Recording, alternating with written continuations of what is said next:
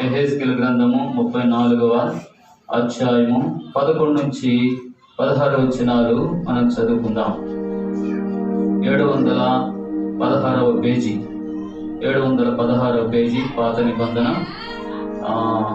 యెహెజ్కేలు గ్రంథము 34వ అధ్యాయం 11 నుండి 16 వచనాలు మనం చదువుకుందాం.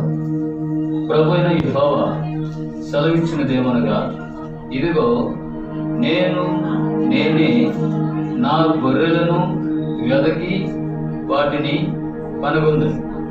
తమ గొర్రెలు చెదరిపోయినప్పుడు కాపరులు వాటిని వెదకున్నట్లు నేను నా గొర్రెలను వెదకి చీకటి గల మబ్బు దినమందు ఎక్కడెక్కడికి అవి చెదిరిపోయినో అక్కడి నుండి నేను వాటిని తప్పించి ఆయా జనులలో నుండి వాటిని తోడుకొని వచ్చి ఆయా దేశములలో నుండి వాటిని సమకూర్చి వాటి స్వదేశములోనికి వాటిని తెచ్చి పర్వతముల మీదను వాగుల యొద్దను దేశమందున సకలమైన కాపురపు స్థలములందును వాటిని మేపెదను. నేను మంచి మేత గల చోట వాటిని మేపెదను. ఇశ్రాయేలు యొక్క ఉన్నత స్థలముల మీద వాటికి దొడ్డి ఏర్పడు. అక్కడ అవి మంచి దొడ్డిలో పండుకొనును. ఇశ్రాయేలు పర్వతముల మీద బలమైన మేతగల స్థలమందు అవి మేలు. నేనే నా గొర్రెలను మేపి పరుండా పెట్టుదను. ఇదే ప్రభువు యెహోవా వాక్కు. తప్పిపోయిన దానిని నేను వెతుకుదను, తోలివేసిన దానిని మరలా తోలుకొని వచ్చేదను. గాయపడిన దానికి కట్లు కట్టుదను, దుర్బములుగా ఉన్న దానిని బలపరచుదను.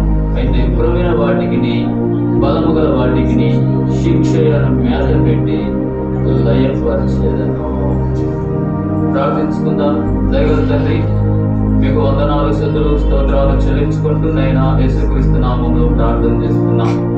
ఎందుకునైనా ఈ సమయంలో మీ వాక్యం ధ్యానం చేసుకుండగా మీ దాసుడైనటువంటి నన్ను మీ ఆత్మ చేత నింపండి, అభిషేకించండి, బలపరచండి. మీ కోరుగా నన్ను వాడుకోమని వేడుకొచ్చున్నాం. మీరు మాతో మాట్లాడండి. మీ నామానికి మమ్మల్ని తగ్గించుకుంటూ మీ నామాన్ని హెచ్చరిక చేసుకుంటూ ఘనత, మహిమ, ప్రభావములను మీకు ఆరోపిస్తూ యేసుక్రీస్తు నామములో ప్రార్థించి స్తుతించి అడిగి వేడుకొచ్చున్నాం మా కన్న తండ్రి. ఆమేన్. ప్రియమైన దేవుని బిడ్డలారా, ఇక్కడ మనం చదువుకున్నటువంటి ఈ యొక్క వాక్య భాగంలో ప్రభువైనటువంటి యెహోవా సెలవిచ్చినదేమనగా, ఇదిగో నేనే నా గొర్రెలను వెదకి వాటిని కనుగొందును. తమ గొర్రెలు చెదిరిపోయినప్పుడు కాపరులు వాటిని వెతుకున్నట్లు నేను నా గొర్రెలను వెదకి చీకటి గల మబ్బు దినమందు ఎక్కడెక్కడికి అవి చెదిరిపోయినో అక్కడ నుండి నేను వాటిని తప్పించి ఆయా జనులలో నుండి వాటిని తోడుకొని వచ్చి ఆయా దేశముల నుండి వాటిని సమకూర్చి వాటి స్వదేశములోనికి వాటిని తెచ్చి పర్వతముల మీదను వాయువుల యొద్దను శేషమందున సకలమైన కాపురస్తున్న వాటిని ఇక్కడ మనం చదువుకున్నటువంటి వారి భాగంలో ప్రభు అయినటువంటి యెహోవా అంటే దేవుడు. మరి గొర్రెలు ఎవరు? గొర్రెలు ఎవరంటే గొర్రెలు మనమే. గొర్రెలు ఎవరంటే మనమే. అంటే దేవుడు మనలను గొర్రెలతో ఆయన పోల్చాడు. ఆయన మనలను గొర్రెలతో పోల్చాడు. కాబట్టి ఈ గొర్రెలను ఆయన మేపుతాడు. ఈ గొర్రెలను ఏం చేస్తాడు? ఆయన మేపుతాడు. గొర్రెలను మేపుతాడు. గొర్రెలను ఎట్ట మేపుతాడు? ఎట్ట మేపుతాడు గొర్రెల్ని? గొర్రెలను ఎట్ట మేపుతాడు? వాటికి మంచి ఆహారం పెట్టి వాటిని ఆయన మేపుతాడు. కనుక ఇక్కడ మనం గమనించినప్పుడు ఆయన మనకు కాపరి. కీర్తన 23:1 అంటాడు, యెహోవా నా కాపరి, యెహోవా నా కాపరి, యెహోవా నా కాపరి, నాకు లేమి కలుగదు. పచ్చిక గల చోట్ల నన్ను పరుండు చేయుచున్నాడు. శాంతికరమైన జలముల యొద్ద ఆయన నన్ను నడిపించుచున్నాడు. చూసారా? అంటే యెహోవా నా కాపరి, నాకు లేమి కలుగదు. అంటే గొర్రె కాపరి కింద ఉండేటప్పుడు, కాపరి ఆధీనంలో ఉండేటప్పుడు ఆ గొర్రెకు ఎలాంటి పొదువ ఉండదు. ఆ గొర్రెకు ఆకలిస్తే ఆహారం పెడతాడు, దప్పికేస్తే నీళ్ళు ఇస్తాడు, గాయపడితే గాయం కడతాడు కదా. ఇలాగా మనం గమనించినప్పుడు మనము ఆయన గొర్రెలము. కీర్తన 100వ కీర్తన అంటాడు, మనము ఆయన వారము, మనము ఆయన ప్రజలము, మనము ఆయన మేపు గొర్రెలము అని వ్రాయబడింది. కాబట్టి మనం ఎవరనంటే మనము గొర్రెలు, ఆయన మేపు గొర్రెలము, గొర్రెలము. చూసారా? కాబట్టి గొర్రెలము మనము. మనకు కాపరి ఎవరు? యేసు ప్రభువే కాపరి. ఆయన అన్నాడు, మరి యోహాను సువార్త 10వ అధ్యాయంలో ఆయన అంటాడు, నేను గొర్రెలకు మంచి కాపరిని, నా గొర్రెలు నా స్వరము వినును అని అక్కడ చెప్తాడు యోహాను సువార్త 10వ అధ్యాయం.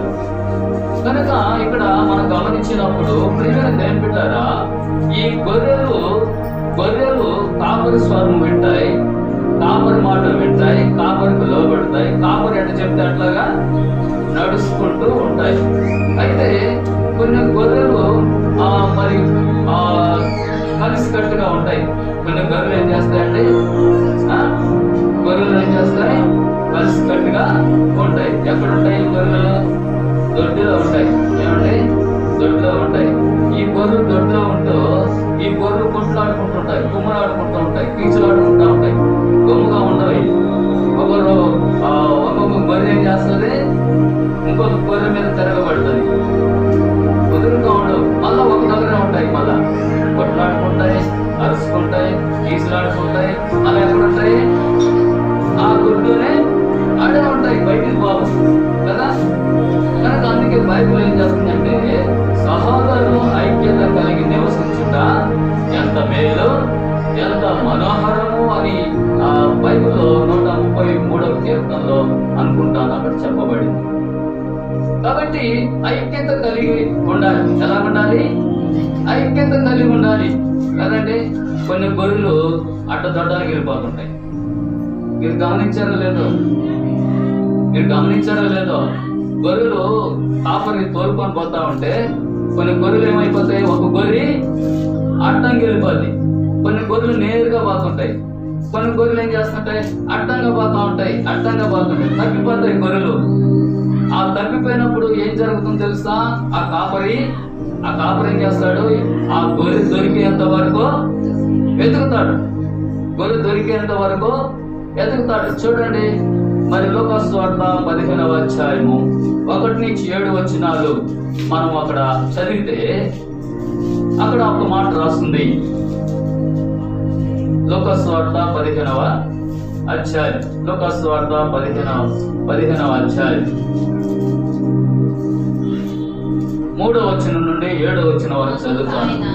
అందుకు ఆయన వారితో ఈ ఉపమానం చెప్పాను, మీలో ఏ మనుషునికైనను 100 గొర్రెలు కలిగి ఉండగా వాటిలో ఒకటి తప్పిపోయిన ఎడల అతడు 99 అడవిలో విడిచిపెట్టి తప్పిపోయినది దొరుకు వరకు దానిని వెదకగలడా?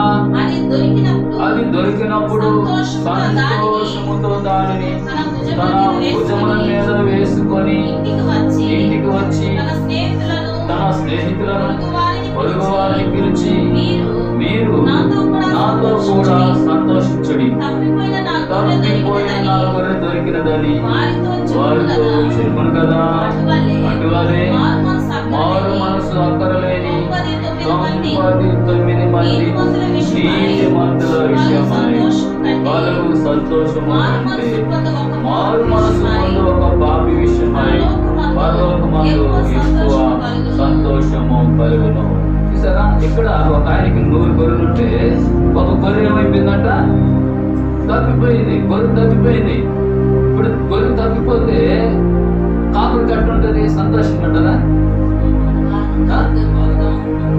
బాధగా ఉంటది, బాధగా ఉంటది. అదే మందిరంలో ఒకరు తప్పిపోతే, ఒకరు మందిరానికి రాకపోతే ఆ కాపరికి ఎంత బాధ ఉంటుందో తెలుసా? అంత బాధ. అది ఆ కాపరికే తెలుసు, కానీ మిగతా వాళ్ళకి అది అర్థం కాదు. ఎందుకంటే ఆ గొర్రెని చిన్నప్పుడు నాచి పెంచాడు, కాపరి పెంచుతాడు వాక్యం ద్వారా, ప్రార్థన ద్వారా. బాగలేనప్పుడు పరామర్శించి వాళ్ళకి ఓదార్పు చెప్పి, వాళ్ళని ధైర్యపరిచి, నూనె రాసి ప్రార్థన చేసి వారికి ఎంతో ప్రయాసపడతాడు కాపరి. అలాంటి ఆ కాపరి ముందు ఉండేటువంటి గొర్రె తగ్గిపోయిందంటే కాపరికి ఎంతో బాధ. కానీ గొర్రెకు బాధ ఉంటుందా? గొర్రెకు కూడా బాధ ఉంటది, కానీ ఎప్పుడెప్పుడు కాపరిని చేరుకుంటానని ఎదురు చూస్తూ ఉంటది. అదే జరిగింది ఇక్కడ.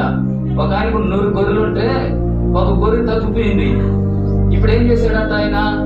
99 గొర్రెలను ఆడబెట్టి ఆ ఒక్క గొర్రె కోసం ఏం చేశాడంట? ఎతుకులాడుకుంటా పోయాడు. ఆమెను ఎట్టగట్ట పట్టుకున్నాడు, దొరికింది.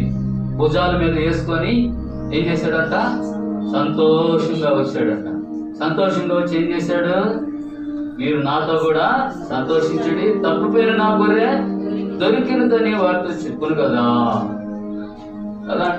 అదే దేవుడు చెప్తున్నటువంటి మాట. అదే తప్పిపోయిన గొర్రెను నేను వెతికి ఏం చేస్తాను? నా మందలో, దొడ్డిలో చేరుస్తాను అని చెప్పి దేవుడు చెప్తూ వస్తున్నాడు. కనుక ప్రియమైన దేవుని బిడ్డలారా, మరి గొర్రెను గురించినటువంటి బాధ్యత, భారము ఎవరికి ఉంటుందంటే కాపరికి ఉంటుంది. ఆ కాపరే మన ప్రభువైన యేసుక్రీస్తు. ఆయన గొర్రెలకు మంచి కాపరి అని దేవుని వాక్యంలో మనం చూస్తాం. 10వ అధ్యాయం యోహాను సువార్త 10వ అధ్యాయము 11వ వచనం. యోహాను సువార్త 10వ అధ్యాయం 11వ వచనం. నేను గొర్రెలకు మంచి కాపరిని, మంచి కాపరి గొర్రెల కొరకు తన ప్రాణము పెట్టును. చూసారా? ఏం చేస్తాడంట కాపరి? గొర్రె కోసము ప్రాణం పెడతాడు. గొర్రె కోసం ఏం చేస్తున్నాడు యేసు ప్రభు? ప్రాణం పెట్టు. అదే అంటున్నాడు, నేను గొర్రెలకు మంచి కాపరిని. మంచి కాపరి గొర్రెల కొరకు తన ప్రాణము పెట్టును. అది పెట్టాడు కదా మన ప్రభువైనటువంటి యేసుక్రీస్తు. మన కొరకు సిలువలో తన ప్రాణాన్ని పెట్టాడు. మన కోసం ఆయన ఎన్నో శ్రమలను వీచాడు. ముఖం మీద ఉమ్మ వేయించుకున్నాడు, గడ్డపు చెంపలు పెరిగించుకున్నాడు, తల మీద మొండ కిరీటం ధరింప చేసుకున్నాడు, చేతుల్లో చెలలు కొట్టించుకున్నాడు, డొక్కలో బల్లె పోటు కొట్టించుకున్నాడు, కాళ్ళలో చెలలు కొట్టించుకున్నాడు. ఆయన నీ కొరకు, నా కొరకు మంచి గాయాలు పొంది యేసయ్య ఆయన సిలువలో రక్తం గార్చి ఆయన ప్రాణం పెట్టి ఆయన సమాధి చేయబడి తిరిగి లేచాడు. ఆయన రక్తంతో మనల్ని కొన్నాడు, మనల్ని కడిగాడు, మనల్ని పవిత్రపరిచాడు, మనల్ని విమోచించాడు. ఎక్కడ చేర్చాడు? ఆయన దొడ్డిలో చేర్చాడు. దొడ్డి అంటే ఏంటి? మందిరం. దొడ్డి అంటే మందిరం. ప్రియులారా, దేవుని యొక్క మందిరం దొడ్డి అంటే. కనుక ఇక్కడ మనం గమనించినప్పుడు మరి మనము ఆ యొక్క మంచి కాపరినటువంటి యేసుక్రీస్తు ప్రభు వారిని మనము అనుసరించేటువంటి వారుగా మనము ఉండాలి. కనుక దేవుని యొక్క వాక్యములో మనం గమనిస్తే చూడండి, యెహెజ్కేలు గ్రంథం 34వ అధ్యాయం 11, 12 వచనాల్లో మనం చదువుకున్నాం. ప్రభువైన యెహోవా సెలవిచ్చినదేమనగా, ఇదిగో నేనే నా గొర్రెలను వెదకి వాటిని కనుగొందును. తమ గొర్రెలు చెదిరిపోయినప్పుడు కాపరులు వాటిని వెతుకున్నట్లు నేను నా గొర్రెలను వెతికి చీకటి గల మబ్బు దినమందు ఎక్కడెక్కడికి చెదిరిపోయినో అక్కడ నుండి నేను వాటిని తప్పించి ఆయా జనులలో నుండి వాటిని తోడుకొని వచ్చి ఆయా దేశముల నుండి వాటిని సమకూర్చి వాటి స్వదేశములోనికి వాటిని తెచ్చి పర్వతముల మీదను, వాగుల యొద్దను, దేశమందున సకలమైన కాపురపు స్థలములందున వాటిని మేపెదను. సరే, ఆయన మేపుతాడంట. ఏ పెట్టి మేపుతాడు? ఆయన గొర్రెకు కావలసిన ఆహారం ఇచ్చి ఆయన మేపుతాడు. చూడండి ఇక్కడే 14వ వచనం చూద్దాం. 14వ వచనంలో, నేను మంచి మేత గల చోట వాటిని మేపెదను. మంచి మేత గల చోట వాటిని నేను మేపెదను. మంచి మేత. మంచి మేత అంటే ఏంటది? మేత ఆహారం. ఆహారం ఏమిటి ఆహారము అనంటే వాక్యం అనేటువంటి ఆహారం. వాక్యం అనేటువంటి ఆహారం. ఆయన అన్నాడు, వాక్యం అంటే ఎవరు? యేసు ప్రభువే. ఆదియందు వాక్యం ఉండెను, వాక్యము దేవుని యొద్ద ఉండెను, వాక్యము దేవుడై ఉండెనని యోహాను సువార్త 1వ అధ్యాయం 1వ వచనములో రాయబడింది.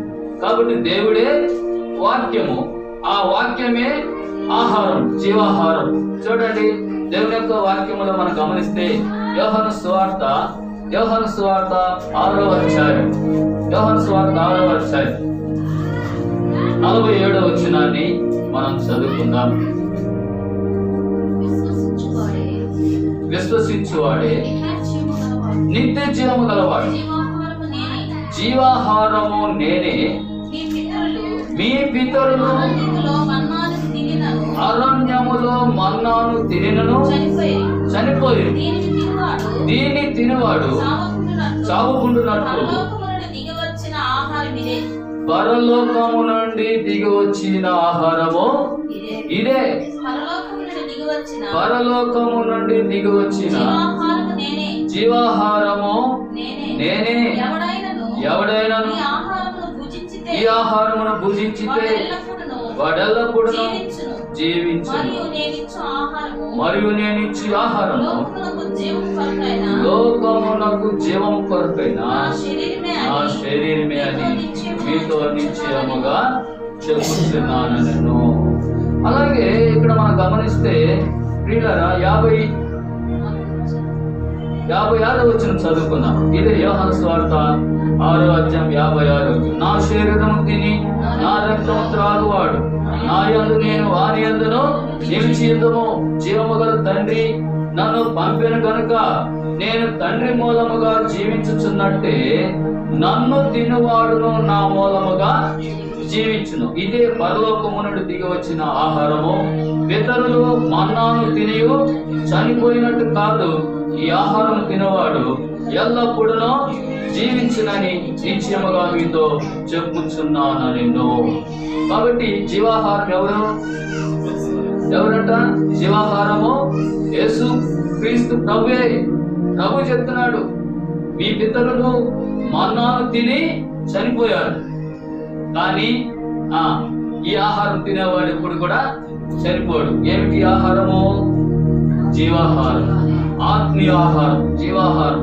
యేసయ్య శరీరం, యేసయ్య శరీరం కనుక ఇది ఆత్మీయ ఆహారము అని మనము చూడగలుగుతూ వస్తున్నాం. ప్రియమైన దేవుని బిడ్డలారా, మరి ఇశ్రాయేలు యొక్క జీవిత దినాల్లో మరి వారు ఐగుప్తు నుండి విడిపించబడిన తర్వాత పాలు తేనెలు ప్రవహించే దేశానికి దేవుడు వారిని తీసుకొని వస్తానని చెప్పి మోషేతో చెప్పాడు.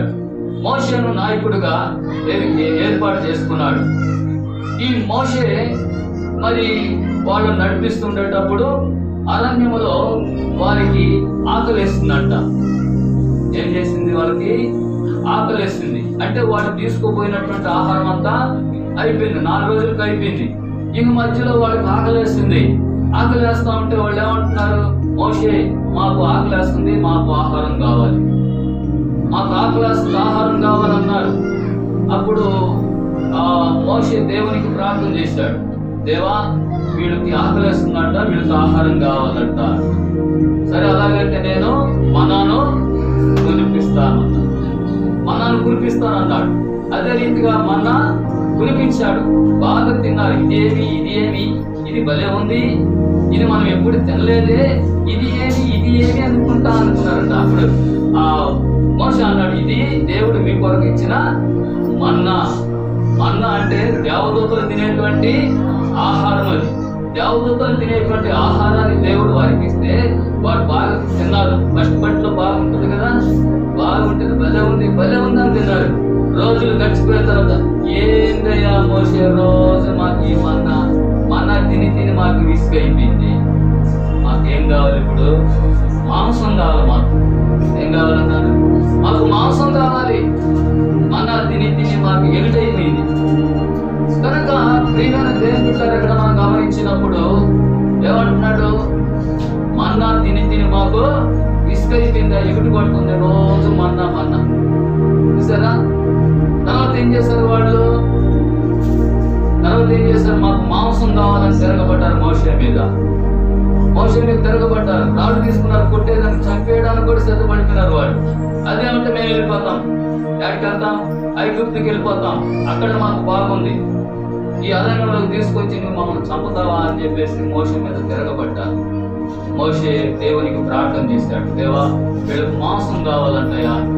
అప్పుడు దేవుడు చెప్పాడు మోషేతో, మోషే నేను వాళ్ళ కోసం పూరేడు పిట్టలు కురిపిస్తాను అన్నాడు. అప్పుడు దేవుడు చెప్పినట్టుగానే వాళ్ళకు పూరేడు పిట్టలు కురిపించాడు. పాడేమంతా పూరేళ్లే, ఎక్కడ చూసినా పూరేళ్లే. ఆహా భలే ఉందని చెప్పి ఏం చేశారు? బాగా వాటిని శుభ్రం చేసుకుని, క్లీన్ చేసుకుని, డ్రెస్సింగ్ చేసుకుని, బాగా వండుకొని బాగా తిన్నారు. అలాగా దేవుడు ఇశ్రాయేలు ప్రజల్ని వారికి మంచి మేత పెట్టి వాళ్ళని నడిపించాడు దేవుడు. కనుక ప్రియమైన దేవుని బిడ్డలారా, మనకు కూడా ఆయన మంచి మేత పెట్టి ఆయన నడిపిస్తూ ఉన్నాడు కదండి. ఈ రోజు ఆదివారం, సండే కదా. ఈరోజు ఎంతమంది గృహాల్లో మాంసం వండుకొని ఉంటారు? పొద్దున్నే చీకటితో వెళ్ళి బజార్కి వెళ్ళి మాంసం తెచ్చుకొని వండి పెట్టుకొని మందిరానికి వచ్చేవాళ్ళు ఉంటారు. కొంతమంది చేపల కొట్టుకెళ్ళే వాళ్ళు ఉంటారు. చేపలు తెచ్చుకొని శుభ్రంగా చేసుకుని చేపల కూర వండుకొని ఇంట్లో పెట్టుకొని మందిరానికి వచ్చేవాళ్ళు ఉంటారు. కొంతమంది మాంసం, మటన్, పొట్టేల మాంసం, రకరకాలుగా ఈ విధంగా సండే స్పెషల్ కాబట్టి ప్రతి ఒక్కరు కూడా ఏం చేస్తారు? వండుకొని ఇంట్లో పెట్టుకొని వచ్చి మందిరంలో కూర్చుంటారు. మందిరంలో కూర్చుని మొదలు చేసుకొని ఏం చేస్తారు? నేను మూత పెట్టానా లేదా, నేను కింద పెట్టానా, ఉట్టి మీద పెట్టానా, ఏమండి నేను కింద పెట్టానా లేకపోతే బీరువాలో పెట్టానా, ఏమండి ఎక్కడ పెట్టాను? మా ఇంట్లో వాళ్ళతో పని కాదమ్మా, మేము లేకపోతే మేము లేని చూసుకొని మా పిల్లలు అంతా వేసుకుని తినేస్తారు. మందిరానికి ఇంటికి పోతానే మాకు ఏం మిగలదు. అందుకే బీరువాలో పెట్టానా, నేను మంచం కింద పెట్టానా, లేకపోతే ఎక్కడ పెట్టానా, ఎక్కడ పెట్టుకున్నారు ఏమో యూరు సంగతులు వాళ్ళకి తెలుస్తాయి. కనుక ప్రియమైన దేవుని బిడ్డలారా, కొంతమంది అయితే శుభ్రంగా ఏ వంటలు చేసుకోకుండా మందిరానికి ఇంటికి పోయిన తర్వాత వండుకుంటాంలని వస్తారు. కొంతమంది ఇంటికి పోయిన తర్వాత వండుకునే వాళ్ళు కొంతమంది ఉంటారు. ఎందుకంటే కొంతమందికి పనులు కావు. అందుకని ప్రియమైన దేవుని బిడ్డలారా, ఏది ఏమైనా కూడా దేవుడు ఆయన బిడ్డలైనటువంటి మనకు ఏం కావాలనేటువంటిది ఆయన మనకు సమకూర్చి ఆయన ఇస్తూ ఉంటాడు ఆహారాన్ని. ఆయన మనల్ని పోషిస్తున్నాడు. శారీరక సంబంధమైనటువంటి ఆహారము, బాహ్య సంబంధమైన ఆహారం, ఆత్మ సంబంధమైనటువంటి ఆహారం, అదే వాక్యము. వాక్యం అనేటువంటి ఆహారముతో యేసయ్య మనల్ని ఏం చేస్తున్నాడు? ఆయన మనల్ని పోషిస్తున్నాడు. ఆయన మనల్ని మేపుతూ ఉన్నాడు. అందుకే మంచి మేత గల స్థలంలో నేను మిమ్మల్ని ఏం చేస్తాను? మేపుతాను. కాబట్టి ప్రేమైన దేవుని బిడ్డలారా, మన ఆత్మీయ జీవితంలో మనం ఎదగాలంటే వాక్యం అనేటువంటి ఆహారాన్ని మనము ఏం చేయాలా? మనము భుజించాలి. వాక్యం అనేటువంటి ఆహారాన్ని మనం భుజించాలి. ఎప్పుడైతే వాక్యం అనేటువంటి ఆహారాన్ని మనం భుజిస్తామో మన ఆత్మీయ జీవితంలో మనము ఎదిగేటువంటి వారుగా మనం ఉంటాం. ప్రియులారా, సరే ఇక్కడ మనం గమనిస్తే ఈ యెహెజ్కేలు గ్రంథంలో ఏమన్నాడు? నేను మంచి మేత గల చోట వాటిని మేపెదను, ఇశ్రాయేలు యొక్క ఉన్నత స్థలముల మీద వాటికి దొడ్డి ఏర్పడును. ఉన్నత స్థలముల యొద్ద ఉండేటువంటి ఆ యొక్క దొడ్డిలోనికి నేను చేరుస్తాను. దొడ్డిలో వారిని ఉంచుతాను. దొడ్డిలో వారు పండుకుంటారు. దొడ్డి అంటే ఏంటి? ఇందాక చెప్పుకున్నాం కదా. దొడ్డి అంటే ఏంటి? ఏమ్మా చూడండి 14 వచనం, యెహెజ్కేలు 34:14. నేను మంచి మేత గల చోట వాటిని మేపెదను. ఇశ్రాయేలు యొక్క ఉన్నత స్థలముల మీద వాటికి దొడ్డి ఏర్పడును. అక్కడ అవి మంచి దొడ్డిలో పండుకొనును. ఇశ్రాయేలు పర్వతముల మీద బలమైన మేత గల స్థలమందు అవి మేయును. కాబట్టి దొడ్డి అంటే ఏంటి అంటే, దొడ్డి అంటే మందిరం. దొడ్డి అనగా మందిరం. ఈ మందిరములో దేవుడు వాటిని మేపుతున్నాడు. ఈ మందిరములో దేవుడు వాటిని పోషిస్తున్నాడు. ఈ మందిరములో దేవుడు వాటికి ఆహారం ఇస్తున్నాడు. అవునా కదా? కాబట్టి ప్రియమైన దేవుని బిడ్డలారా, ఇక్కడ మనం గమనించినప్పుడు ఒక మంచి దొడ్డి వాటికి ఏర్పాటు చేసినట్లుగా దేవుని వాక్యంలో మనం చూడగలుగుతూ వస్తున్నాం. మంచి దొడ్డి. ఏమండి, కొన్ని దొడ్లు ఎట్లుంటాయి తెలుసా? కొన్ని దొడ్లు ఎట్లుంటాయి మేత కలిగిన దొడ్డులు కొన్ని ఉంటాయి. ఆ దొడ్డిలో గొర్రెలు వేస్తూ ఉంటాయి. ఆ గొర్రెలు ఆ దొడ్లోనే పండుకుంటాయి, ఆ దొడ్డులోనే ఆడుకుంటాయి, ఆ దొడ్డులోనే మేస్తాయి, ఆ దొడ్డులోనే అన్ని కలిసి మెలిసి ఉంటాయి. అది దొడ్డి అంటే ఏమనుకున్నా? దేవుని యొక్క మందిరం. దొడ్డి అంటే దేవుని యొక్క మందిరం. ప్రేమైన దేవుని బిడ్డలారా, అలాంటి దొడ్డిలో దేవుడు మనల్ని ఆయన ఉంచినట్లుగా మనము చూడగలుగుతూ వస్తున్నాం. అయితే ఇక్కడ మనం గమనించినప్పుడు దొడ్డి అనగా మందిరం.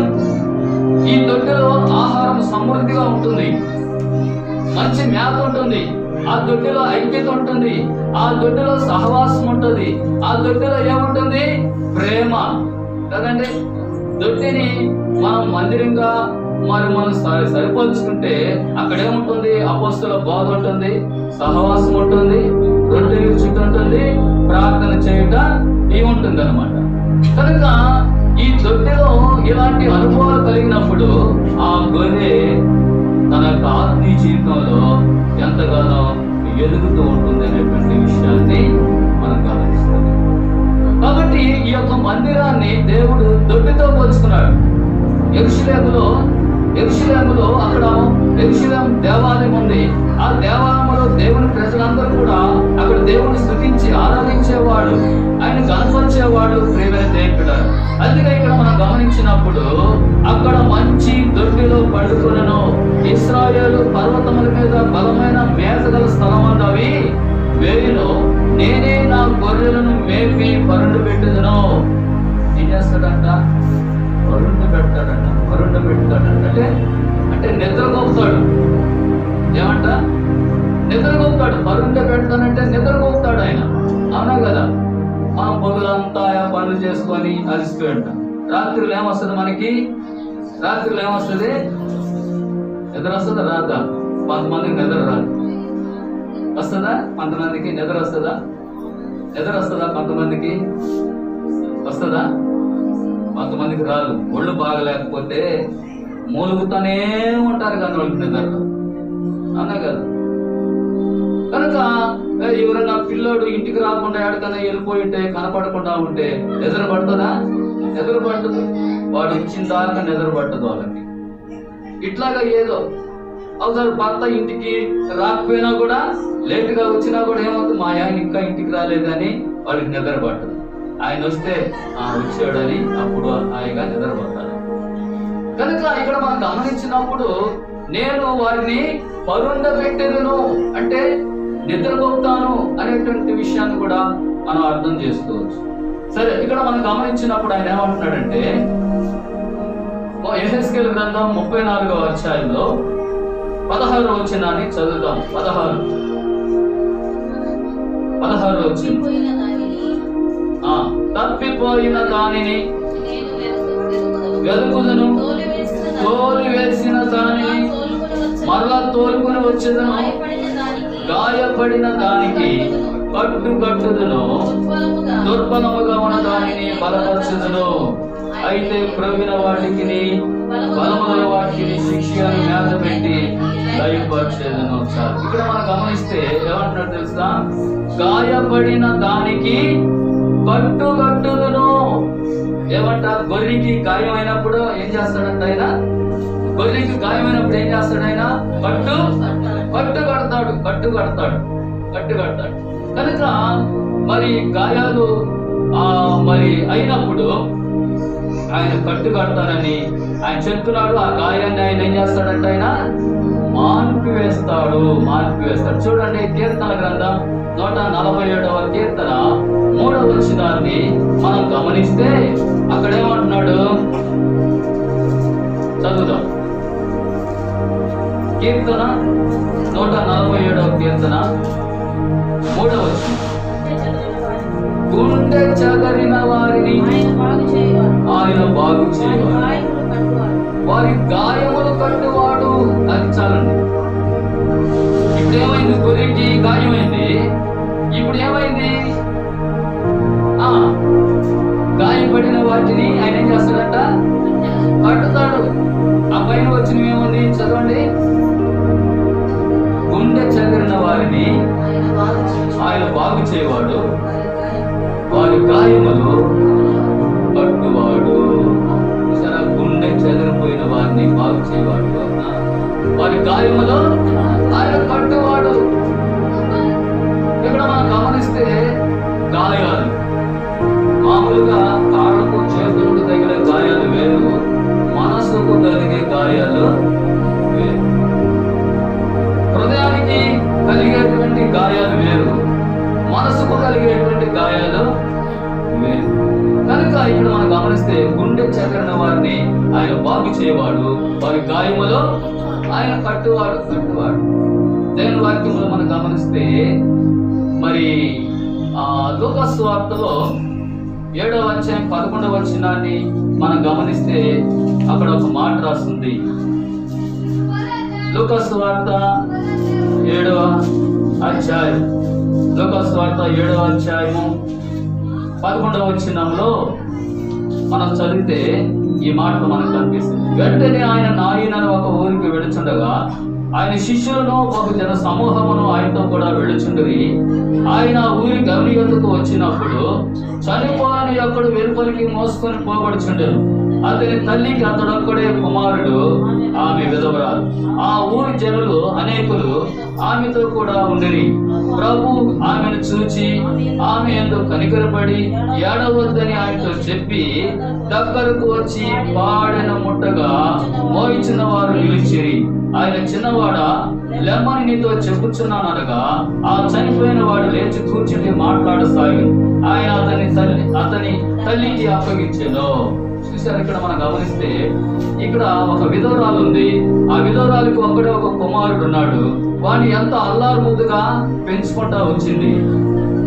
వాడు ఉన్నట్టుండి ఏమైపోయినాడు? చనిపోయినాడు. ఇప్పుడు చనిపోయినప్పుడు ఆ తల్లికి ఆ బాధ ఉంటుందా? ఉండదా? బిడ్డ చచ్చిపోతే ఏ తల్లికైనా బాధే.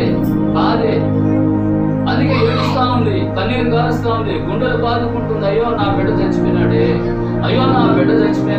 గుండె తరుక్కపోతా ఉంది.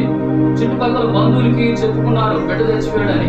సమాధి కార్యక్రమానికి సిద్ధమవుతూ ఉన్నారు. బంధువులకి, ఇరుగు పొరుగు వారికి, ఇళ్ల పక్కన వాళ్ళకి అందరికీ చెప్పుకున్నారు బిడ్డ చచ్చిపోయాడు, ఆ సమాధి కార్యక్రమం జరగబోతుంది రండి అని చెప్పడం జరిగింది. ఆ తల్లి ఏడుస్తూనే ఉంది.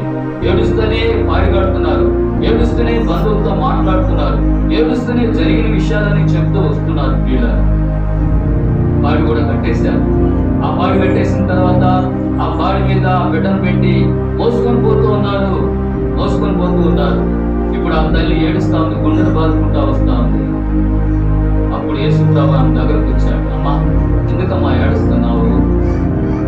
ఏమని ప్రభు? అదిగో నా బిడ్డ చచ్చిపోయినాడు, పాడి మీద పెట్టారయ్యా, అదిగో తీసుకుని వెళ్తున్నారు. నాకు ఒక్కడే ఒక బిడ్డయ్యా, అయ్యా నా బిడ్డ చచ్చిపోయినాడు. అప్పుడు యేసు ప్రభు ఏమనంటే ఆ కళ్ళ నీళ్ళు తుడిచాడంట. ఆయన ఏం చేశాడు? ఆయన ఆమె కళ్ళ నీళ్ళు తుడిచాడు. చూడండి 13వ వచనం. ప్రభు ఆమెను చూచి ఆమె యందు కనికరపడి ఏడవద్దని ఆమెతో చెప్పి, చూసారా, దగ్గరకు వచ్చి పాడెను. మొట్టగా మోయించిన వారు నిలిచి, ఆయన చిన్నవాడా, లేమ్మని నీతో చెప్పుచున్నాననగా ఆ చనిపోయిన వాడు లేచి కూర్చుంటే మాట్లాడసాగిను. ఆయన అతని తల్లికి అప్పగించాను. చూసారు, ఆ బిడ్డ చచ్చిపోయినప్పుడు ఆ గుండె ఎంత తరుక్కుపోయింది, ఎంత బాధ, వేదన, మనసులో గాయము ఏర్పడింది బిడ్డ చచ్చిపోయాడని. కానీ ఇప్పుడు ఏం జరిగింది అక్కడ? యేసుక్రీస్తు ప్రభు ఆ బిడ్డను బ్రతికించాడు. పాడెను ముట్టాడు. చిన్నవాడా, లెమ్మని చెప్పాడు. ఆ తల్లి యొక్క కన్నీటిని తెరిచాడు, పాడెను ముట్టాడు, ఆ బిడ్డను బ్రతికించాడు, ఆ బిడ్డను తల్లికి అప్పగించాడు. అది గుండె చెదరిన వారిని ఆయన బాగు చేయవాడు, ఆయన వారి గాయములు కట్టువాడు. చనిపోయిన బిడ్డను యేసయ్య బ్రతికించి తల్లికి అప్పచెప్పినప్పుడు ఇప్పుడు ఆమె ఉండేటువంటి బాధ అంతా ఏమైపోయింది? వెళ్ళిపోయింది. సమాధానం వచ్చింది, సంతోషం వచ్చింది. కనుక ప్రియమైన దేవుని బిడ్డలారా, ఆయన చెప్తున్నాడు, గాయపడిన గొర్రెను నేను బాగు చేస్తాను, గాయాలు కట్టుతాను అని చెప్పాడు. సరే చూడండి, దేవుని యొక్క వాక్యములు మనం గమనిస్తే లూకాసు వార్త 10వ అధ్యాయం 30 నుంచి 35 వచనాలు మనం చదివినట్లయితే అక్కడ ఒక మాట రాస్తుంది. ఏంటంటే, యెరూషలేము నుండి యెరికోకు ఒక ఆయన ప్రయాణమై బయలుదేరి వెళ్తున్నాడంట. ఒంటరిగా వెళ్తూ ఉంటే దారిలో ఏం చేసేది తెలుసా? దొంగలు కాపు కాసి ఆయన కొట్టి ఆయన దగ్గర ఉండేటువంటి డబ్బు, వస్త్రాలు అంతా కూడా లాక్కొని ఏం చేసేది తెలుసా? పొర ప్రాణంతో విడిచిపెట్టి వెళ్ళిపోయినారు. బాగా కొట్టేశారు, ఉన్నదంతా దోచుకునేశారు, బాగా కొట్టేశారు, పొర ప్రాణంతో ఉన్నారు. గాయాలు, వాళ్ళంతా గాయాలు, కింద పడిపోయినాడు, కొరగర ప్రాణం. చూసారా, బాగా మూలుగుతున్నాడు. ఆమె ఆ దారిలో ఒక ఆయన వెళ్తూ ఉన్నాడు. ఆయన యాజకుడు వెళ్తా ఉంటే ఆయన చూశాడు, కింద నుంచి పైదాకా చూశాడట. చూశాడు కానీ మూలుగుతున్నాడు, పైగా గాయాలు, రక్తం కారుతా ఉంది. చూశాడు కింద నుంచి పైదాకా చూసి మనకెందుకు వచ్చిన బాధలని వెళ్ళిపోయాడు. ఇంకొక ఆయన వచ్చాడంట. ఆయన ఎవరు? ఆయన లేవీయుడు.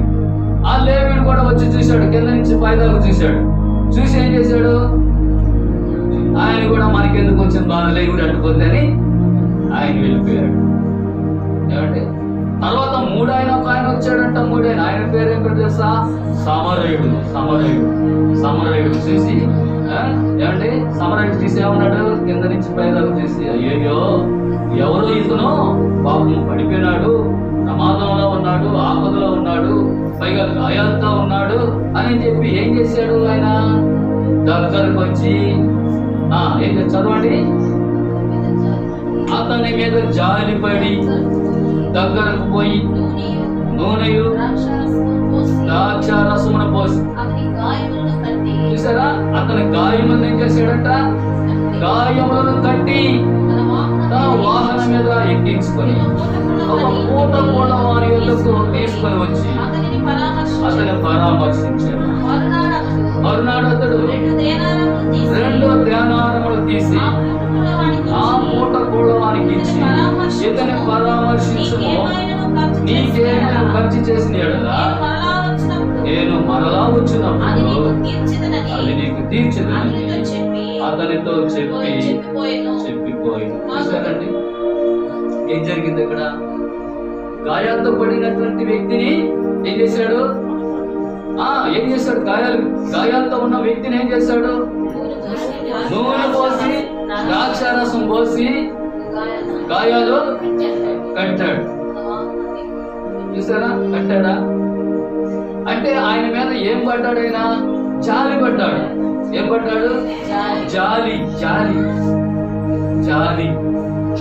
అదే కొంతమంది ఏమనుకుంటారు, పూజ చేస్తే మనకెందుకు బాగుంది, మనం బాగుంటే చాలు అని అనుకుంటారు. అంటే వాళ్ళకి జాలి ఉంటుందా? జాలి ఉండదు, కనికరం ఉండదు, ప్రేమ ఉండదు కదండి. అదే వాళ్ళే ఆ పరిస్థితిలో ఉంటే, ఎవరైనా నాకు సహాయం చేస్తే బాగును, ఎవరైనా నా మీద జాలి చూపిస్తే బాగును, ఎవరైనా ఒక 100 రూపాయలు ఇస్తే బాగును టాబ్లెట్లకి అనుకుంటారు కదండి. కనుక ప్రియమైన దేవుని బిడ్డలారా, మరి అతను ఎవరో, ఏమై ఉన్నాడో, అతని పేరు తెలీదు, అతని ఊరు తెలీదు. ఏం చేశాడు? అతని మీద జాలి పడ్డాడు. ఆయన నూనె ఏం చేశాడు? నూనె పోసాడు, ద్రాక్షారసం పోసాడు, గాయములను కట్టాడు. అదండి, గాయపడిన దాన్ని నేను ఏం చేస్తామన్నాడు ఆయన? నేను బాగు చేస్తానన్నాడు దేవుడు. యేసయ్య బాగు చేస్తానన్నాడు. అదే రీతిగా ఏం చేశాడు? ఇక్కడ బాగు చేశాడు. గాయాలతో ఉండేటువంటి వ్యక్తిని బాగు చేశాడు. సమరయుడు. ఆ సమరయుడు మనం దేవుణ్ణి మనం పోల్చుకుంటే మన ప్రభువైనటువంటి యేసుక్రీస్తు.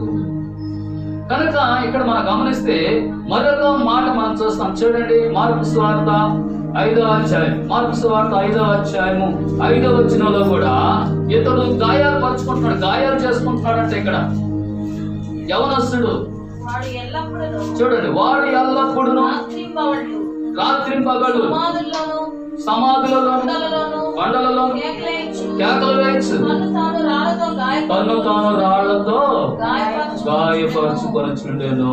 చూసారండి, ఈడు యవనస్తుడు. ఈయన తల్లిదండ్రులకి ఈడు ఒక్కడే ఉన్నట్టున్నాడు. కుమారుడు యవనస్తుడు, చిన్నవాడు, ఇంటి పట్టణం ఉండటంలా వాడేం చేస్తున్నాడు? రాత్రి పగడు సమాధులలో కొనుక్కుంటున్నాడు, సమాధులలో ఉంటున్నాడు, సమాధులలో కొనుక్కుంటున్నాడు, ఆడే తిరుగుతున్నాడు.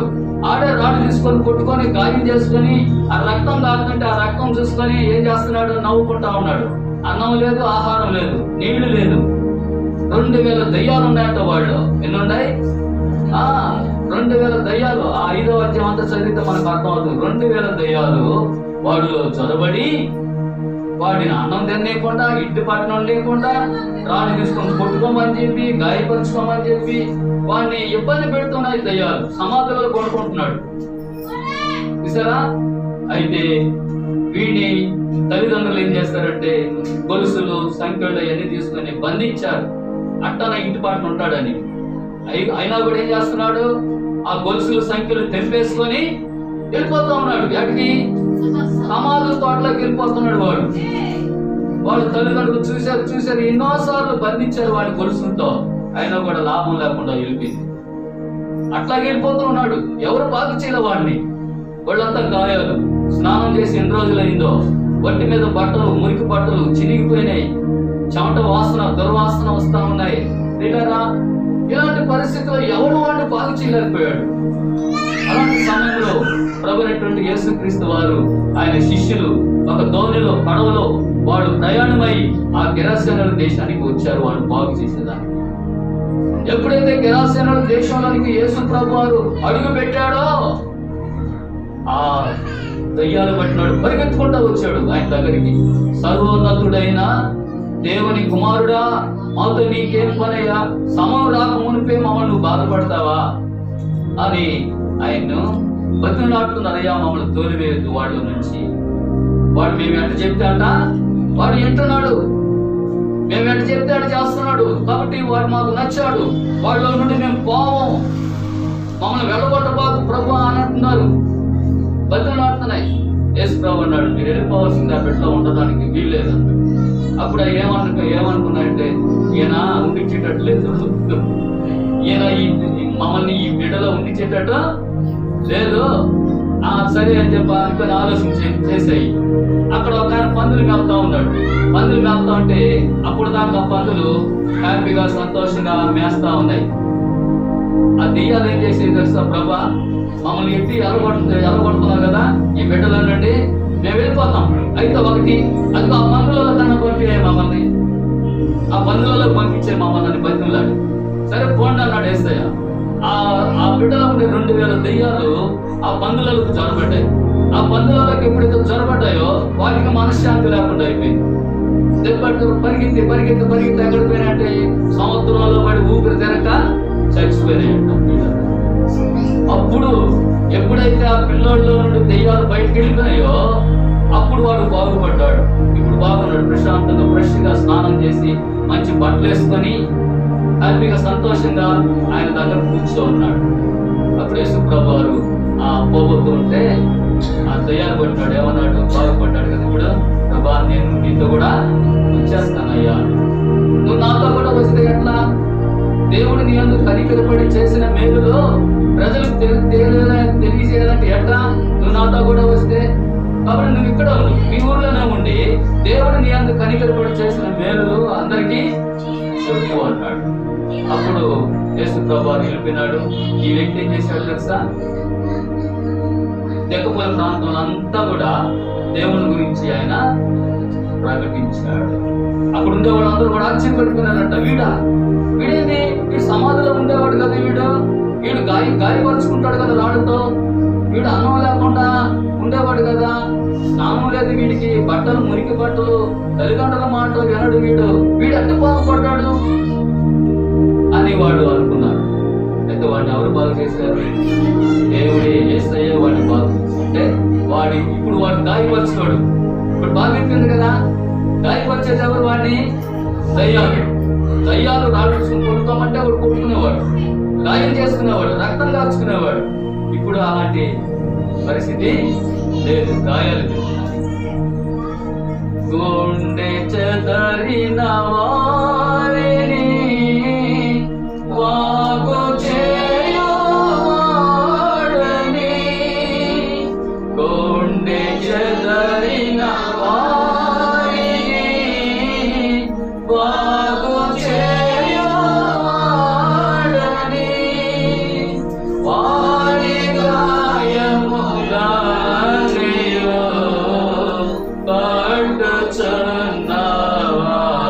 పట్టుచున్నవాడని, వారి గాయములన్నయు పట్టుచున్నవాడని, దేవునికి స్తోత్రము గానము చేయుటయే మంచిది, మనమందరము స్తుతి గానము చేయుటయే మంచిది. దేవుని స్తోత్రం కలుగును గాక. కాబట్టి గుండె చెదరిన వారిని ఆయన బాగు చేసేవాడు, వారి గాయములు ఆయన పట్టేవాడు. ఎప్పుడైతే ఆ పిల్లవాడి ఇంటి పట్ల ఉంటూ మంచిగా భోజనం చేస్తూ మంచి వస్త్రాలు వేసుకొని తల్లిదండ్రుల మాట ఇంటి ఉన్నప్పుడు వారికి ఎంతో సంతోషము, ఆనందం. యేసయ్య నా బిడ్డను బాగు చేశాడని వారు కూడా సాక్ష్యము చెప్పేటువంటి వారిగా ఉన్నారు. ఆ బిడ్డ కూడా ప్రభు కొరకు సాక్షిగా ఆయన నిలబడినట్లుగా మనం చూస్తాం. అలాగైతే దేవుని యొక్క వాక్యం ఇంకొక మాట మనం చూసుకుందాం. యెషయా గ్రంథం 1వ అధ్యాయం 1 నుంచి 6 వచనాలు ఇక్కడ మనం చదివితే, ఇక్కడ దేవుడు ఆయన బిడ్డను చూసి ఆయన బాధపడుతూ ఉన్నాడు. చూడండి, యెషయా గ్రంథం 1వ అధ్యాయము 1వ వచనం నుండి 6 వచనాలు. ఉజ్జియా, యోతాము, ఆహాజు, హిజ్కియా యోధా రాజుల దినములలో యోధాను గూర్చియు యెరూషలేమును గూర్చియు ఆమోజు కుమారుడు యెషయాకు కలిగిన దర్శనం. యెహోవా మాట్లాడుచున్నాడు, ఆకాశమా ఆలకించుము, భూమి చెవియొగ్గము. నేను పిల్లలను పెంచి గొప్పవారినిగా చేసి తిని, వారు నా మీద తిరగబడి ఉన్నారు. ఎద్దు తన కామందు నెరుగును, గాడిద తన సొంత వాని దొడ్డి తెలుసుకొనెను. ఇశ్రాయేలుకు తెలియలేదు, నా జనులు యోచింపరు. పాపిష్టి జనమా, దోషభరితమైన ప్రజలారా, దుష్ట సంతానమా, చెరుకు చేయి పిల్లలారా, మీకు శ్రమ. వారు యెహోవాను విసర్జించి ఉన్నారు, ఇశ్రాయేలు యొక్క పరిశుద్ధ దేవుని దూషితులు, ఆయనను విడిచి కలిగిపోయి ఉన్నారు. నిత్యము తిరుగుబాటు చేయించు మీరేలా ఇంకను పట్టబడుదురు. ప్రతివాడు నడినెత్తిని వ్యాధి కలిగినాడు, ప్రతి వాని గుండె బలహీనమాయను. అరకాలం మొదలుకొని తల వరకు స్వస్థత కొంచెమైనను లేదు. ఎక్కడ చూచినను గాయములు, దెబ్బలు, పచ్చి పుండ్లు. అవి పిండబడలేదు, కట్టబడలేదు, తైలముతో మెత్తన చేయబడలేదు. దేవుడు ఇశ్రాయేలు ప్రజల గురించి ఆయన ఎంత బాధపడుతున్నాడు. పిల్లలను నేను పెంచి గొప్ప వారినిగా చేసి తిని, వారు నా మీద తిరగబడి ఉన్నారని 2వ వచనములో ఆయన చెప్తూ ఉన్నాడు. ఎవరితో చెప్తున్నాడు ఆయన బాధ? ఆకాశంతో చెప్తున్నాడు. ఆకాశమా ఆకాశమా ఆలకించము, భూమి చెవియొగ్గము. ఆకాశం ఆలకించు, భూమి చెవియొగ్గు. దేవుడు ఆయన బాధను ఎవరితో చెప్పుకుంటున్నాడంటే ఆకాశంతో చెప్పుకుంటున్నాడు, భూమితో చెప్పుకుంటున్నాడు. ఏమని? నా పిల్లల్ని నేను పెంచి పెద్ద చేశాను, వాడిని గొప్పవారిగా చేశాను, అయితే వాడు నా మాట వినడం లేదు, వాడు నా మీద తిరగబడుతున్నారు కాదండి. చిన్నప్పటి నుంచి తల్లిదండ్రుల బిడ్డల్ని చిన్నప్పటి నుంచి పెంచి పెద్ద చేస్తే ఇప్పుడు పెద్ద అయిన తర్వాత వాళ్ళు తల్లిదండ్రుల మాట వినకపోతే ఆ తల్లిదండ్రులు ఎంత బాధపడతారో తెలుసా? వాళ్ళు చిన్నప్పుడే బాగున్నారయ్యా, వాళ్ళు చిన్నప్పుడుగా ఉండేటప్పుడే బాగా మాట వింటున్నారు, ఇప్పుడు వాళ్ళు పెద్ద అయిన తర్వాత మాట వింటం లేదు అని పెద్దలైన వాళ్ళు బాధపడుతూ ఉంటారు. అలాగే దేవుడు కూడా ఇక్కడ ఏమంటున్నాడంటే ఆయన బాధ ఎవరికి చెప్పుకుంటున్నాడు? భూమికి ఆకాశానికి చెప్పుకుంటున్నాడు. ఆకాశము ఆలకించు, భూమి చెవియొగ్గు. నా పిల్లల్ని నేను పెద్ద చేశాను, పెంచాను, వాడు గొప్పవారిగా చేశాను, మంచి కోటేశ్వరులుగా చేశాను, ధనవంతులుగా చేశాను, ఆస్తిపరులుగా చేశాను, ఐశ్వర్యం ఇచ్చాను, అంతస్తు ఇచ్చాను, అన్ని ఇచ్చాను, వాళ్ళకి బాగా పెంచాను. అయినా ఇప్పుడు వాళ్ళు ఏం చేస్తున్నారు? నా మాట వినడం లేదు, నా మాట వినటం లేదు, నా దగ్గరకు రావటం లేదు, నాకు లోపడటం లేదు అని చెప్పేసి ఆకాశంతో ఆయన బాధ ఆయన చెప్పుకుంటూ వస్తుంటున్నాడు. ఏమైనా తెలిసిపెట్టారా? ఇక్కడ కూడా మనం కొన్ని విషయాలు మనం గమనిస్తే ఇళ్లలో ఉండేటువంటి పెద్దోళ్ళు వాళ్ళ బాధ అంతా ముసలోళ్ళుగా ఉంటారే, వాళ్ళు ఏం చెప్తారు? వాళ్ళ బాధ అంతా ఇంకొక అవక చెప్తారు. నా కోడలు అన్నం పెట్టడం లేదు, నా కోడలు నన్ను సరిగా చూడడం లేదు, నాకు చీరలు తీసియటం లేదు, నాకు అన్నం పెట్టడం లేదు, నా ఖర్చులకి డబ్బులు ఇవ్వడం లేదు. మీ కోడలే కాదమ్మా, నా కోడలు కూడా అలా నా కూతురి అంత ముందు పెడుతుంది, నా కూతురి డబ్బులు ఇస్తుంది ఖర్చుకి. ఎందుకంటే వాళ్ళు కూతురు చూసినట్టు కోడలను కూడా చూస్తే కదా పెడతారు. కోడలను ఏది వాళ్ళని చూస్తుంటే కూతురునేమో అంటే ఒకరికొక న్యాయమా చెప్పండి? అంత ఒకరికి ఒకే న్యాయమే కాదండి. అందుకే దేవుడు కూడా బాధపడుతున్నాడు పాపం. ఆయన బాధతో చెప్పుకుంటున్నాడు, ఆకాశంతో చెప్పుకుంటున్నాడు. ఆకాశం ఆలోచించు, భూమి చెవియొగ్గు, నా బిడ్డను పెంచాను, పెద్ద చేశాను, వాడు నా మాట వినడం, వాడు నా మీద తిరగబడిన. 3వ వచనం, ఎద్దు తన కామాన్ని నెరుగును, గాడిద సొంత వాని తోటి తెలుసుకున్నాం, ఇశ్రాయేలుకు తెలియలేదు, నా జనులు యోచింపురు. ఎద్దు తన కామాన్ని నెరుగును, గాడిద సొంత వాని తోటి తెలుసుకున్నాం. ఎద్దుకు తన వాంధవులో తెలుసు. ఆ తర్వాత ఏమన్నాడు? గాడిద సొంత వాని తోటి తెలుసుకున్నాను. గాడిదికి దొడ్డి ఎక్కడో తెలుసు. ఏడు తిరిగిన ఆనే సంత కట్టితే ఎక్కడికి వస్తుంది ఆ గాడిద? ఎక్కడికి వస్తుంది? దొడ్లోకి వచ్చేస్తుంది. తన దొడ్డేది ఎవరు తరవదాన్ని. ఎందుకని? వాళ్ళ సొంత దొడ్డేది, వాళ్ళ సొంత దొడ్లకి. అది చెప్పినట్టు దేవుడు, గాడిద తన సొంత వాని దొడ్డి తెలుసుకొనను, ఇశ్రాయేలుకు తెలియలేదు. వాడు రావడం లేదు దొడ్లోకి. ఏ దొడ్లోకి? దేవుని మందిరం అనే దొడ్లోకి వాళ్ళు రావడం లేదు, తెలుసుకోలేకపోతున్నారు, వాళ్ళు నా దగ్గరకు రావడం లేదు. తర్వాత ఏమంటున్నాడు తెలుసా? వాళ్ళ గురించి ఏమంటున్నాడు? 4వ వచనంలో, పాపిష్టి జనమా, దోషభరితమైన ప్రజలారా, దుష్ట సంతానమా, చెరుచే పిల్లలారా, మీకు శ్రమ, వారు యెహోవాను విసర్జించి ఉన్నారు, ఇశ్రాయేలు యొక్క పరిశుద్ధ దేవుని దూషింతురు, ఆయన విడిచి తొలగిపోయి ఉన్నారు. అంటూ ఉంటారు. ఏం చేశాడు దేవుడు? మాకు 8 సంవత్సరాలు దేవుడు నమ్ముకొని ఏమి ఇచ్చాడు? ఒక ఇల్లు ఇచ్చాడా? ఒక డబ్బులు ఇచ్చాడా? ఒక ఆస్తి ఇచ్చాడా? ఏమి ఇచ్చాడు దేవుడు మనకి? ఏమి ఇవ్వాలి? ఆయన ప్రాణాలే మన కొరకు దారి పోసాడు శిలువలో. ఆయన త్యాగం చేశాడు మన కోసం. అంతకంటే ఇంకేమి ఇవ్వాలి దేవుడు మనకి? పరలోక రాజ్యానికి వారసులుగా దేవుడు మనల్ని చేశాడే, అంతకంటే ఏమి ఇవ్వాలి మనకి?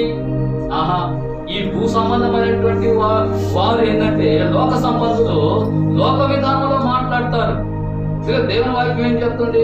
మీరు క్రీస్తుతో కూడా లేపబడిన వారైతే పైన వాటి మీద మీరు మనసు పెట్టండి, భూ సంబంధమైన వాటి మీద మనసు పెట్టబాకండి. కానీ అనేక మంది ఏం చేస్తున్నారు? భూ సంబంధమైన వాటి మీద మనసు పెడుతున్నారు. డబ్బు, ఆస్తులు సంపాదించుకోవాలి, డబ్బు సంపాదించుకోవాలి, ఇళ్ళు, ఎకరాలు, పొలాలు సంపాదించుకోవాలి, రకరకాలైనటువంటి ఇలాంటి విధానంలో ఉన్నారు. ఇలాంటి ఆలోచన కలిగినటువంటి వారు ఆత్మీయ జీవితంలో దేవుళ్ళో వాడు ఎదగలేరు. ఎందుకంటే వాళ్ళ మనస్సు ఆలోచనలు అంతా కూడా ఎలా ఉన్నాయి? భూ సంబంధమైన వాటి మీదే ఉన్నాయి. కనుక ప్రేమ దేవుని లోకము దాని ఆశయు గతించుకోవును, దేవుని చిత్తమును జరిగించేవాడు నిరంతరము నిలుచును అని వాక్యం చెప్తా ఉంది. అయితే ప్రేమ దేవుని పౌలు ఏమన్నాడంటే, నాకు ఏమైతే లాభకరములైనవో వాటన్నింటినీ క్రీస్తు నిమిత్తము గంటతో సమానముగా ఎంచుకొచ్చున్నాను. ఎందుకంటే మృతులలో నుండి యేసు క్రీస్తు ప్రభు ఏ విధంగా పునరుత్థానుడుగా లేచాడో నేను కూడా అదే విధంగా పునరుత్థానుడుగా లేవాలని నాకు ఆశ కలిగి ఉన్నాను. అందుకే నేను పరిగెత్తుచున్నాను. నాకు ఒక గురి ఉంది. ఏమిటి ఆ గురి అంటే, నేను పరలోకంలో చేరాలి. అందుకెందుకని ఈ లోకంలో కొన్ని కోట్లు సంపాదించిన, కొన్ని లక్షలు ఆస్తి ఐశ్వర్యాలు సంపాదించిన మనం చనిపోయిన తర్వాత ఏం కూడా ఎత్తుకోవాలి. అని కాకుండా నేను వాక్యం చెప్తుంటే, మనం ఈ లోకంలోనికి ఏమీ తేలేదు, ఈ లోకంలో నుండి ఏమీ తీసుకొని పోలేము. కాగా అన్న వస్త్రములు గలవారమైండి వాటితో తృప్తి కలిగి ఎందుము అని దేవుని యొక్క వాక్యము తెలియజేస్తుంది. కనుక ప్రియమైన దేవుని బిడ్డలారా, ఒకడు సర్వలోకమును సంపాదించుకొని తన ప్రాణాలను పోగొట్టుకుంటే వారికి ఏం ప్రయోజనము? ఏం ప్రయోజనం లేదు. ప్రాణం పోయిన తర్వాత దేవుని పాపం. ఈ లోకంలో చాలా మంది కోటేశ్వరులు ఉన్నారు, డబ్బు గల వాళ్ళు ఉన్నారు. వాళ్ళు మరణించారు. ఏమైనా ఎత్తుకుపోయినారా? ఏమి ఎత్తుకొని పోలేదు. ఏమైనా ఎత్తుకోపోతాము. మరి ఎందుకు ఇలాంటి ఆలోచనలు? ఏమి ఇచ్చాడు దేవుడు మనకి? ఏమి పెట్టాడు? ఏమి ఇచ్చాడు? ఆస్తి ఇచ్చాడా? ఐశ్వర్యం ఇచ్చాడా? ఎట్టుండేవాళ్ళం అట్టే పోతాము అని అంటారు. ఏమండి, అన్ని ఇస్తే ఏమైపోతారు తెలుసా? దేవుని విడిచిపెట్టి వెళ్ళిపోతారు. సొలొమోను దేవుడు ఆశీర్వదించాడు. ఏమండి, సొలొమోను చిన్నప్పుడు బాలుడుగా ఉండేటప్పుడు దేవుణ్ణి అడిగాడు, ప్రభువా నాకు జ్ఞానం దయచేయ, ఎంతమంది నేను బాలుణ్ణి, నాకైతే ఈ పరిపాలన అంటగట్టావు, నువ్వు నన్ను రాజునుగా చేశావు, ఎంతోమంది ప్రజల్ని పరిపాలించాలంటే నాకు జ్ఞానము చాలదయ్యా, నేను బాలుణ్ణి, కాబట్టి నాకు జ్ఞానము దయచే అన్నాడు. సరే చెప్పి దేవుడు ఏం చేశాడు? జ్ఞానం ఇచ్చాడు. తర్వాత ఏమన్నాడు దేవుడు? నువ్వు ఆస్తి ఐశ్వర్యాన్ని అడగకపోయినా కూడా నేను వాటన్నిటిని నీకు ఇస్తానని చెప్పాడు. ఆఖరికి ఏం జరిగింది తెలుసా? ఆయన బాగా గొప్పడు అయిపోయాడు, రాజు అయిపోయాడు, ఆస్తి ఐశ్వర్యం అంతా వచ్చింది. ఆయనకి ఎంతమంది భార్యలు తెలుసా?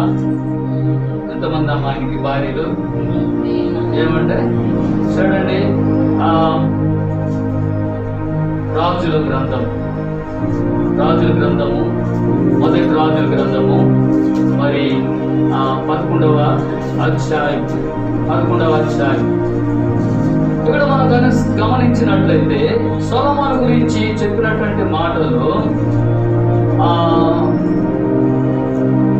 11వ అధ్యాయం మొదటి నుంచి చదువు. మోయాబీయులు, ఎదోమీయులు, అమ్మోనీయులు, సీదోనీయులు, హిత్తీయులు అను జనులు మీ హృదయములను తమ దేవతలతో తిరుగుతురు గనుక వారితో సహవాసం చేయకూడదని, వారిని మీతో సహవాసం చేయనీయకూడదని యెహోవా ఇశ్రాయేలుకు సెలవించున్నాడు.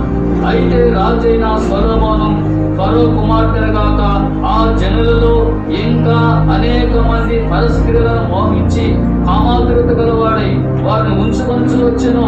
అతనికి 700 మంది రాజకుమార్తెలైన భార్యలను 300 మంది ఉపపత్నులను కలిగిండిరి.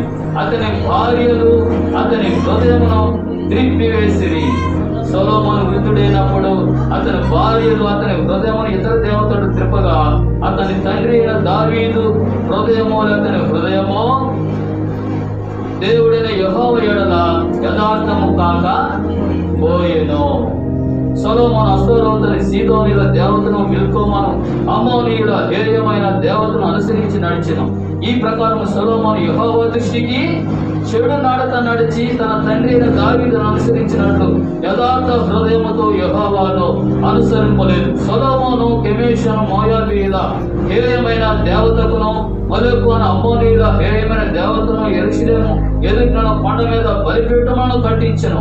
తమ దేవతలకు దూపము వేయచ్చు బలులు నర్పించుచుండిన పరస్త్రీలైన తన భార్యల నిమిత్తం అతడు ఇలాగూ చేసెను.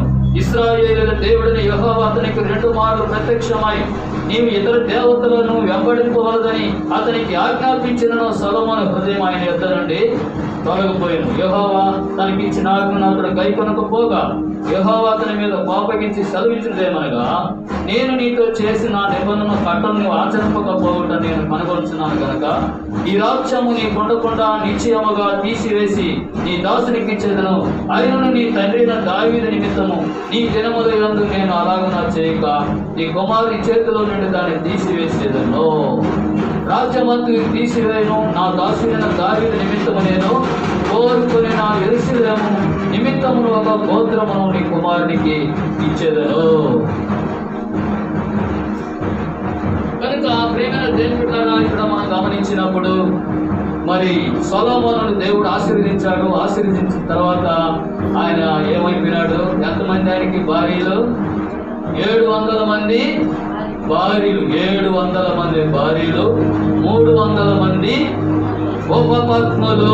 ఒక్కరితోనే ఆగలేకుండా పోతున్నారు జనాలు ఈ దినాలలో. మరి ఎంతమంది ఆయనకు భార్యలు?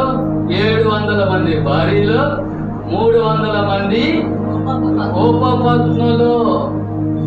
300 మంది అంటే అప్పటికి 1000 ఇళ్ళు అన్నమాట. ఒక్కొక్కరికి ఇల్లు. 700 భార్యలకి 700 ఇల్లులు. 300 ఉపపత్నులు అంటే చిన్న భార్యలు. పెద్ద భార్యలు వేరు, చిన్న భార్యలు వేరు. వాళ్ళకి 300 మంది వాళ్ళు.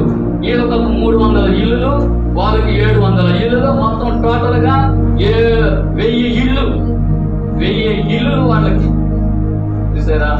దేవుని దేవుని పెట్టారా? అంతగా ఆఖరికి ఏమైపోయినాడు? సొలొమోను భ్రష్టుడైపోయాడు, చెడిపోయాడు, దేవునికి దూరస్తుడైపోయాడు. కారణం ఏంటి?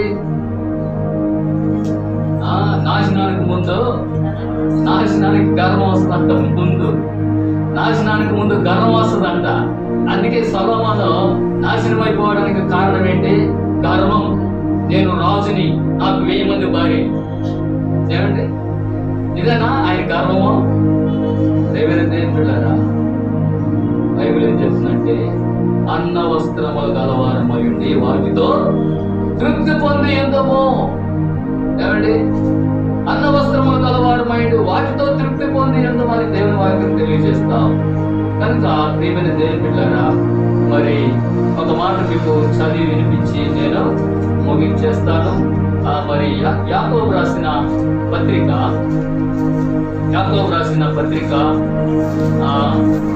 2వ అధ్యాయము 5వ వచనం చదువుదాం. నా ప్రియ సహోదరులారా, ఆలకించుడి. ఈ లోక విషయములో దరిద్రులైన వారిని విశ్వాసమందు భాగ్యవంతులుగాను, తను ప్రేమించు వారికి తాను వాగ్దానం చేసిన రాజ్యమునకు వారసులుగాను ఉండుటకు దేవుడు ఏర్పరచుకోలేదా? ఎవరు ఏర్పరచుకున్నాడంటే దేవుడు. దరిద్రులు, పేదవారు, పేదలైన వారు మీరు ధన్యులు, పరలోక రాజ్యము మీదే అన్నాడు యేసు ప్రభు. పేదలైన వారికి పరలోక రాజ్యాన్ని ఇచ్చాడు. ఆస్తి ఐశ్వర్యం కలిగినటువంటి వాడు, కోటేశ్వరులు, లక్షాధికారులకి వాడికి పరలోకం లేదు. ఒకవేళ వాడు రక్షించబడి మారు మనసు పొందితే అలాంటి వారు కూడా పరలోకాన్ని దేవుడు ఆయన అనుగ్రహిస్తాడు. అయితే ఇక్కడ దేవుని వాక్యం ఏం చెప్తుందంటే, చూడండి, మరలా చదువుతాను. యాకోబు రాసిన పత్రిక 2వ అధ్యాయం 5వ వచనం. నా ప్రియ సహోదరులారా, ఆలకించుడి. ఈ లోక విషయములో దరిద్రులైన వారు, ఈ లోక విషయంలో దరిద్రులైన వారు, దరిద్రులు అంటే ఏమి లేకుండా పోవచ్చు. నీకు ఆస్తి ఐశ్వర్యాలు లేకుండా పోవచ్చు, నీకు ఇళ్ళ వాక్యం లేకుండా పోవచ్చు, నువ్వు దరిద్రుడు కావచ్చు. అయితే నీకు దేవుడు ఏం సిద్ధపరిచాడంట? దేవుడు నిన్ను ఏర్పరచుకున్నాడు. దేవుడు పేదవారిని, దరిద్రులైన వారిని ఏర్పరచుకొని ఆ విశ్వాసమందు భాగ్యవంతులుగాను, తను ప్రేమించే వారికి తాను వాగ్దానం చేసిన రాజ్యమునకు వారసులుగా ఉండుటకు దేవుడు ఏర్పరచుకునలేదా? ఎవరు ఏర్పరచుకున్నాడంట ఆయన రాజ్యానికి? దరిద్రులు ఏర్పాటు చేస్తున్నారండి. అది తెలియకుండా ప్రజలు ఏమిచ్చాడు దేవుడా, ఏం సహాయం చేశాడు దేవుడా అని మనం అలిగి కూర్చుంటారు కొంతమంది. వాళ్ళకి ఏం కావాలా? ఇంత డబ్బు కావాలా. ఏమంటే ఎంత డబ్బు కావాలా? డబ్బు, బైబిల్లో డబ్బు గురించి ఏం చెప్పిందంటే, ధనాశ సమస్తమైన కీడులకు మూలం. కొందరు దాన్ని ఆశించి విశ్వాసము నుండి తొలగిపోయి నానా భ్రష్టులుగా అయిపోయినారంట వాళ్ళు. చూసారా? కాబట్టి ధనము అనేటువంటి వ్యామోహము ఉండకూడదు. ఒకవేళ దేవుడు ఇస్తే మనం తీసుకుంటాం, దేవుడు మనం ఆశీర్వదిస్తే తీసుకుంటాం, అంతేకాని ధనము కోసము ప్రాకులాడకూడదు. ఏమంటే ధనం కోసము ప్రాకులాడకూడదు. ధనాశ సమస్తమైన కీడులకు మూలమని దేవుని యొక్క వాక్యం చెప్తా ఉంది. కనుక బీదలైన మీరు ధన్యులు, పరలోక రాజ్యము మీరే అని చెప్పాడు. అంతేగాని ఆ ప్రేమని దేని బిడ్డలారా మనం ఎలా ఉండాలా? తృప్తి కలిగి ఉండాలి. కలిగిన వాటితో తృప్తి చెంది ఉన్నాడని చెప్పి దేవుని వాక్యం చెప్తా ఉంది. లేని వాటి కోసం ఆరాట పడబాకండి అన్నాడు. కాబట్టి ప్రేమని దేని బిడ్డలారా, దేవుడు గొప్ప దేవుడు. యెహోవా తమకు దేవుడుగా గల జనులు ధన్యులు. యెహోవా తమకు దేవుడుగా గల జనులు ధన్యులు. మనం ఎవరండి? మనము ధన్యులము. మనం ధన్యులు అంటే ఎందుకంటే హృదయ శుద్ధిగా గలవారు ధన్యులు, వారు దేవుని చూచేదారు. కాబట్టి మనం ధన్యులు. ఎందుకంటే మన దేవుడు ఎవరు? మన దేవుడు సృష్టికర్త అయిన దేవుడు. ఆ సృష్టికర్త అయినటువంటి దేవుని యొక్క బిడ్డలం మనం. ఆశీర్వాదానికి వారసులుగా ఉండడానికి పిలువబడినటువంటి వారు మనం. కాబట్టి మనం దేని గురించి చింతపడాల్సిన అవసరం లేదు. దేని గురించి చింతపడకూడదు అని రాసుకుంటాయి. మీ చింత యావత్ ఆయన మీద వేయండి. ఆయన మిమ్మల్ని గురించి చింతిస్తున్నాడు కాబట్టి మీ చింత యావత్ ఆయన మీద వేయండి అని దేవుని వాక్యం తెలియజేస్తుంది. మీ అవసరాలు ఏమిటో, మీ అక్కర్లు ఏమిటో దేవునికి చెప్పుకోండి. దేవుడు మీకు ఏం చేస్తాడైనా సహాయం చేస్తాడు. ప్రార్థించుకుందాం. దయగల తండ్రి, మీకు వందనాలు. యేసుక్రీస్తు నామములో ప్రార్థన చేస్తున్నాం తండ్రి. విత్తబడిన వాక్యానికి నీరు పెట్టి కలుగు చేసి మీ నామానికి మనం తెచ్చుకోమని వేడుకుంటున్నాం. నైనా ఇదిగో నా తండ్రి, ఈ వాక్యం వింటున్నటువంటి ప్రతి ఒక్క బిడ్డను దీవించి ఆశీర్వదించండి. ఎవరి శ్రమలో, కష్టాలు, ఎన్నికలు, ఇబ్బందులు, బాధలు, అనారోగ్య పరిస్థితుల్లో ఉన్నారు, ఆర్థిక ఇబ్బందుల్లో ఉన్నారు తండ్రి, వారికి మీరే సహాయం దయచేసి మీ నామానికి మహిమ తెచ్చుకోమని యేసుక్రీస్తు నామంలో ప్రార్థించి స్తుతించి అడిగి వేడుకొంచున్నాం తండ్రి. ఆమేన్. మన తండ్రి అయిన దేవుని ప్రేమయు, ప్రభు యేసుక్రీస్తు వారి కృపయు, పరిశుద్ధాత్మ దేవుని అన్న సభ ఇప్పుడు ఎల్లప్పుడు మనకును ఆయన బిడ్డలందరికీ సదాకాలం తోడై ఉండును గాక. ఆమేన్.